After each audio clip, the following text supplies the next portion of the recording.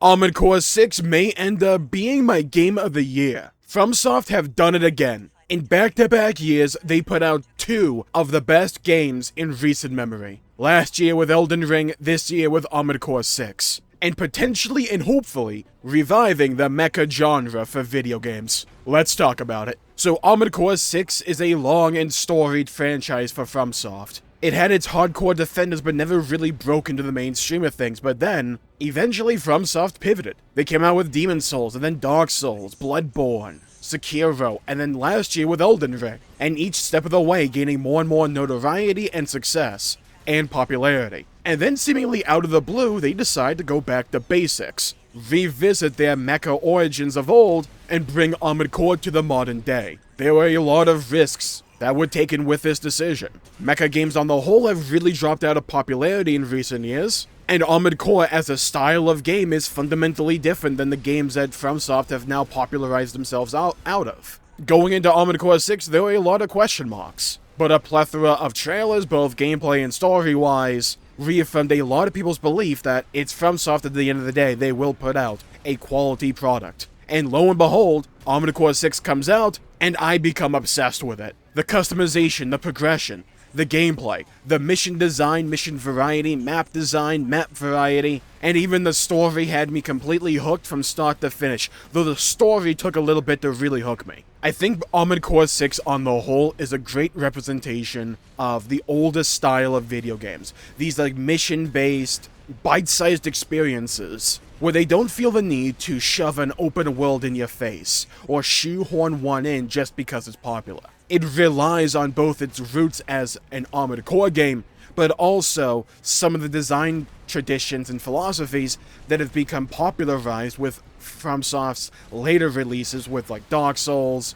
and Elden Ring. The game focuses on a sense of scale and, honestly, artistic beauty. There's an eerie emptiness and beauty to the world of Rubicon that Armored Core 6 takes place on. From large-scale structures, beautiful use of lighting, epic cinematic boss fights, and a sense of scale that few other games are able to replicate and replicate this well, while still preserving a fun experience on the whole. Armored Core 6 is just, honestly, a piece of art. And it showcases that the beauty of FromSoft's style and design is not just that it's difficult, and I feel a lot of Souls-like games stumble on this one issue. FromSoft is not popular because their games are hard. They are rewarding and engaging. They will pose a singular challenge in front of you, and it is up to you to utilize the tools that the game gives you and sheer perseverance to overcome said challenge. And when you finally do, you know it's because of your own efforts, whether it's through perseverance, your planning, your strategy, your intellect, your moment-to-moment decision-making, your patience, your reaction speed, whatever it is, you know that that boss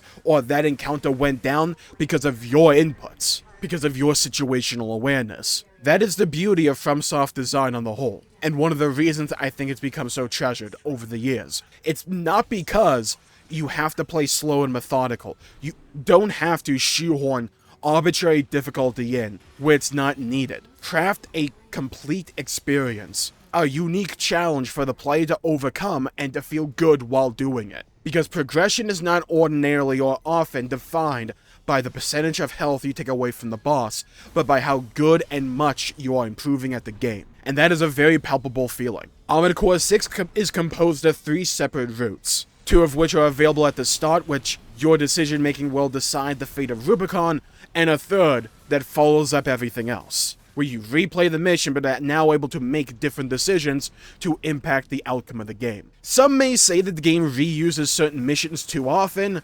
Honestly, I see that argument, but because each step of the way and each playthrough you do, you gain more tools in your repertoire and your kit, you can elect to use different builds and different weapons or whatnot, and you feel that your own skill is building off of itself from each mission one into the other. I may have had to do the Baltius fight 3 separate times, mandatory, but each time I did it, I had new tools available to me, and I was just better at the game, so the fight went down far quicker on subsequent playthroughs. A boss that was a wall for me that took me 31 tries in total to down at first, then became a boss I could down without even using a singular health pack. And if I wanted to rush through it, maybe I have to use one. It's not just that the tools I gained later on in the game were really powerful, they were, don't get me wrong, but my skill as a player improved drastically and I knew how to tackle the boss. That muscle memory isn't necessarily muscle memory. You learn how the game operates, you learn how to dodge, how to weave, when to time things. You can play lackadaisical if you want, and I did on many of an occasion. But if you want to take the game seriously and learn how to play, you can absolutely do that.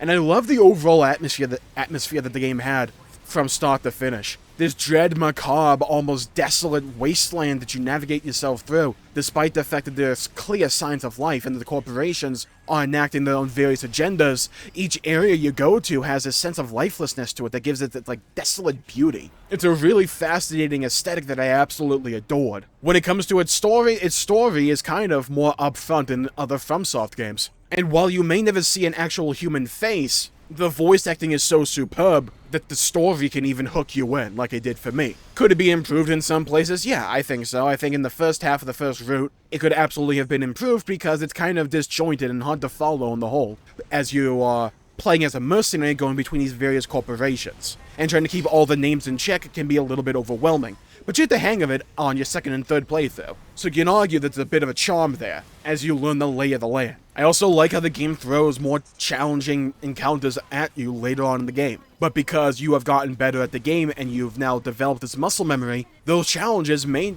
be more challenging to you, but they won't take you as long as those initial fights. I am a firm believer that Armored Core 6 on the whole is a very special game, because of how it's able to interweave these various pillars of its foundation into the gameplay experience to work off of each other to make the experience greater than the sum of its parts. Well, now what do I mean by that?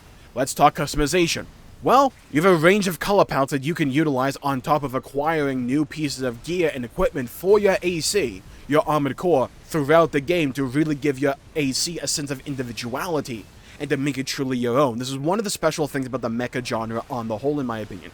And one of the things I love about any game that has a giant robot in them, because normally they allow you to change the various parts, the weapons, and the color scheme to suit your preferences and your own individual artistic choices. Armored Core 6 is no stranger or exception to that. From allowing you to create your own emblem designs, to place them where you want, and mixing and matching various parts for different stat bonuses, you can really make your AC all of your own, both gameplay and aesthetically. In fact, one of my favorite builds later on was utilizing Basho arms, which have the highest melee stat in the game, alongside the pile bunker, which for those who don't know is like this giant pike that you launch out like a Wolverine claw into the enemy with a little bit of an explosion following in its wake or going alongside it. It's essentially one giant freaking spear that you ram into the enemy in melee range. You combine that with the Basho arms and you can do so much damage with this thing that it feels so rewarding each time. It's like watching a Mike Tyson uppercut. And the sense of power fantasy that this game can instill upon you is something to admire. There's nothing quite like a boss going through their entire monologue, and then you start to fight them, and then they start to wave and be like, oh wait, Raven here that we're playing as, by the way, we play as Raven. Raven may be a little too much for me, I may need to call for help. You hit him with a pile bunker, cut him off mid-sentence,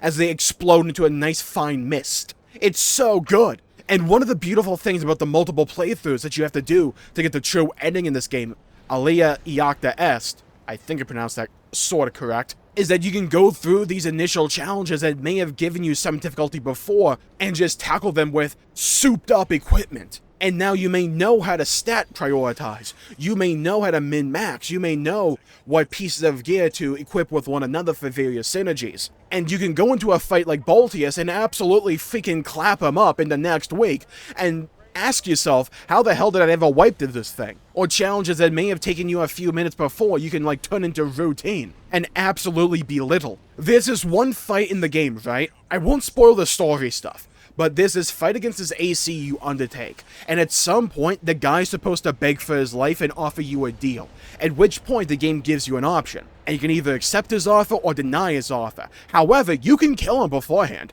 Yeah, I do that all the time. I will stun him with my Zimmerman shotguns, which do a ton of damage and are kind of broken. And then as he's staggered, I move up to him with my Basho arms and pile bunker, and I just one-tap him. and the fight's over in like 10 seconds. It's hilarious. And you may say, well, yeah, that's kind of easy, but that's also kind of the point. The point is that over the course of these playthroughs, you gain so much powerful equipment that when you combine it with the skill that you have cultivated over the course of your many hours in this game, you can really feel like a threat to this world. You can feel like the boss fight that everyone else has to try and overcome, to no avail. It's super fun and shows his almost detour an idea and identity of FromSoft games ever since like Elden Ring, where they rely far more on build flexibility, allowing you to fight a certain challenge, see what that challenge brings to the table, beat that challenge, overcome it, feel a sense of accomplishment, and then acquire what that boss had. For example, there's this thing called the arena in the game, which is like the separate menu you can go into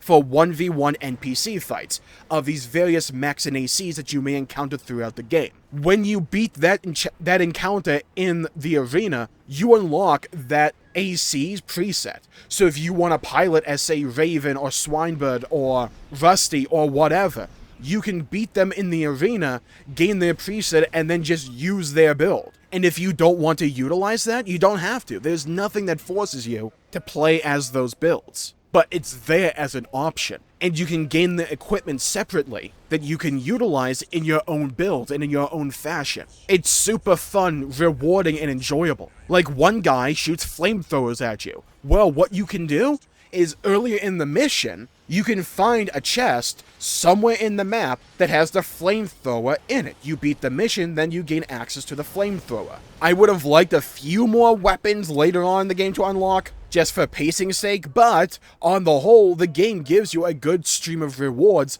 from start to finish. From the beginning of Chapter 1 on your first playthrough to the final mission of your third playthrough. You gain a steady stream of rewards, both optional that you can find in the various missions, and also just through accomplishing certain challenges or beating certain chapters. It's fun, rewarding, and nice to just customize your build on a moment-to-moment basis. There's some builds that are stronger than others, don't get me wrong, Zimmermans are absolutely busted, but in some encounters you may prioritize a ranged build, so you can mix and match with what you think is fun or useful for that situation. The game never really hamstrings you in this regard, it enables you and encourages you to swap up your build. Every time you die, it gives you the option, hey, you can start from the checkpoint over, but do you want to change your AC first, maybe change your build, so that you can tackle this challenge with a new set of tools that may be more preferable to the encounter now that you have had a go at it? It's super fun and rewarding and enjoyable and flexible. It puts the onus to change the playstyle on the player and enables the player to have agency on the experience as a whole. The story itself is rather simplistic on the surface, but I still found it absolutely engrossing. I think it gets a little bit hard to understand at first because of like what I said. The game throws a lot of nameless names at you and voices early on, and you're kind of juggling a bunch of different terminologies and names and various corporations and trying to get it all straight in your head. But after like Chapter 3, and then in all the subsequent playthroughs, everything, at least for me, falls into line and starts to make sense. And once that clicked, I absolutely adored the characters, the world, and the story and the plot points of Armored Core 6 from start to finish. All the endings are cool and interesting and fun and different. You feel the consequences of your actions. You take on different fights and different challenges. The game changes in subtle and sometimes not subtle ways from one playthrough to the next. It's fun, it's rewarding, and for me, incentivizing to want to keep playing. And I think the hallmark of an excellent game is this feeling that I get once I beat it, where I'm like, I want more. I need the next game. I need the next DLC. The game was perfectly paced. I wouldn't really touch most of it, but I just want more of it, right? That's the thing with Armored Core 6. It's a breath of fresh air in a sea of games that have been coming out that feel so expansive and open. This is a tight-knit experience that gives you plenty of hours to play with. But the pacing is so well honed and refined that you can drop in and play like chapters on hours if you want to, or if you want to drop in and play a mission or two just for a brief like bout of the gameplay experience and to progress your encounters and your account along, you can do that. Because even when you replay missions for a higher rank, you can gain credits that you can utilize to buy more pieces of gear for your AC. So even if you're replaying missions for a higher rank, you are still increasing and furthering your account. nothing you do feels like wasted effort. You do the arena, you unlock new equipment, but you also unlock tokens that you can utilize for, like, I don't want to say skill tree, but, like, there's various, like, passives and abilities you can, like, rank up. It's very simple on the surface, but they're extremely useful, and I would recommend doing that. You interweave that with gaining new credits to buy more weapons, or shoulder attachments, or pieces of gear, or boosters, or processors that can make you aim better close, medium, or long range. Your generators, mixing and matching the weights of your AC, the different legs you have. Do you want to be a biped? Do you want an inverse joint biped so you can jump higher and it'll reduce stamina cost? Do you want a tetrapod that's good at floating around and you pack out a little bit more to it? Or do you want a tank treads and just go full-blown absolute giant destructo, pack all the freaking missiles and kitchen sinks onto this thing as you possibly can? You can do it. You can play the whatever style you want. And if one build gets a little too boring or simplistic for you, you can just swap it up and try something else. That's the beauty of the game. If you want a breath of fresh air, feel free to. The game gives you plenty of options. There's some balancing issues with the game, with the weapons sandbox, I think, in my opinion. But on the whole, the game is so fun and rewarding and enjoyable that its issues that are there, don't get me wrong, I don't particularly care about all that much. Now, what are the issues? They're important to address. Because ideally, for future Armored Core games or DLC, we would hope that these issues would get remedied so we get an even better product. Now, I think the weapons sandbox balance overall is a bit scuffed in places. I think Zimmermans and, like, chain guns are really powerful. Chain guns are meant to be extremely powerful. The Gatling guns, whatever they're called. They're meant to be really powerful because you're expending a lot of ammo in the process. So your ammo cost will be higher, so you get less reward because you're utilizing a piece of equipment that is more costly. So there's a bit of give and take there. I'm fine with that kind of stuff. Zimmermans, though, are on the whole very cost efficient. They're extremely powerful and have decent range to them. So more often than not, and on average, the answer to a lot of situations in this game can be solved with the Zimmermans. Whereas the game can feel exponentially more difficult or just BS at times when you utilize other builds. Not that you can't use them, it's just that Zimmermans make the game far easier on the whole and on average than I think it should be. Or the rest of the kit needs to be caught up to it. That doesn't mean the Zimmermans are the most powerful thing, they kind of are, but it doesn't mean that they're alone at the top. There's quite a few different things that are extremely powerful, like the Gatling guns, like the handheld missile things that can absolutely shred stuff if you know how to utilize them correctly. Basho Pile Bunker is really powerful combination, and just melee overall can be extremely powerful if you know how to utilize it. There's a sense of risk-reward with most builds in this game that the Zimmermans just kind of don't really have. Now, I do say this as I use Zimmermans for most of my playthrough. I found them fun. I enjoy shotgun builds. So the Zimmermans being really powerful was right up my alley. I liked that. I don't think the Zimmermans being that powerful was necessarily a detractive. I just wish that there were other builds that felt just as powerful and as easy to use. I think you can augment the kinetic weapons on the whole to be a little bit more powerful. I know they did a patch relatively recently to buff them. I think they need a few more buffs or something. I think that would help a lot. Now, I understand the balancing concerns with having dual-wield melee, at least for multiplayer, but in single-player, please, just let me dual-wield freaking swords or chainsaws or whatever. That's like the one aspect of the player agency that I felt was kind of limiting, was the fact you can only use melee weapons in your left hand.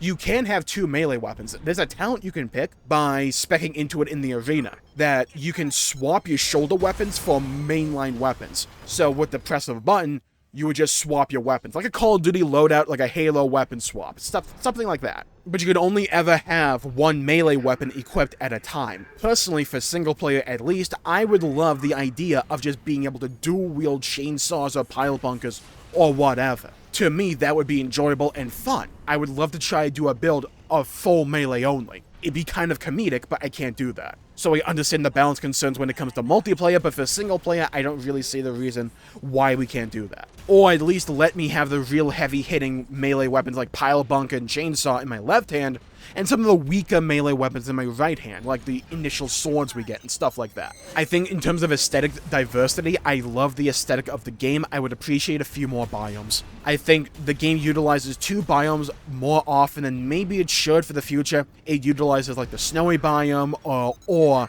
like the industrialized factory setting areas, you know what I mean. All those places that are super artificial looking and mechanized. It has like those 2 aesthetics for like 90% of the game. And I think that they swapped it up a little bit and had a little bit more map diversity in terms of aesthetics, that would be 2 thumbs up for me. If they can nail that pacing for the story in like the first half and the first 3 chapters of your first playthrough to make it a little bit more understandable and digestible, I think that'd be 2 thumbs up for me as well. I've heard some complaints about the netcode for the multiplayer.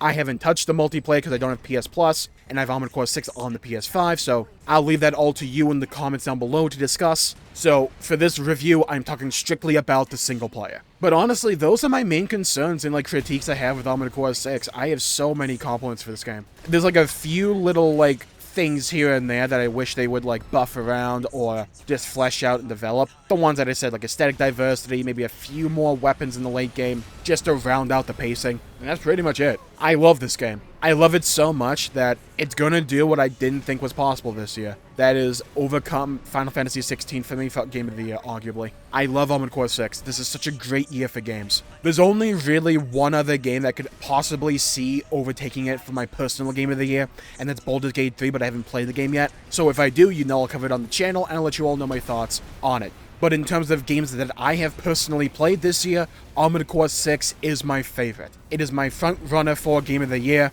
an absolute incredible experience from start to finish that I'll always remember, and I guarantee you every now and then, maybe arguably every other year or so, I'm probably going to return to this game just to play it again, because I had that much fun with it. I sincerely hope from the bottom of my heart this can reignite a love and passion for the mecha genre for games. I don't want every mecha game to be just like Armored Core 6. I want them to do their own thing. But I hope that the love and passion for this genre can be re-sparked with Armored Core 6. And I hope FromSoft in the future further develops this franchise. I want to see Armored Core 6 DLC. I want to see Armored Core 7. Take your time. Flesh them out. Do what FromSoft needs to do. Because we know that when FromSoft puts something out, it's going to be a good time. Ignore Dark Souls 2. Yeah, Armored Core 6. It's good to have a game that I was hyped up so much for before release come out and then arguably exceed my expectations. What a damn good game. And I'm gonna call that there for the day. Thank you all for tuning in. My pleasure for making the video. If you enjoyed it, please leave a like and subscribe. It really helps the channel out and helps support future content, and I greatly appreciate it. Stay safe, have a great day, go play some video games, go play some Armored Core 6 if you can. Leave a like and subscribe if you really liked the video and you want to support future content on the channel. I would really appreciate it. Stay safe, have a great day, and hit the bell icon to be notified when I upload and stream in the future. Follow me on Twitch over at twitch.tv/JMullsG, twitter.com, I'm at JMullsG over there as well. Thank you all for tuning in, stay safe, have a great day, and I'll see you all next time. Bye-bye, everybody, until we meet again.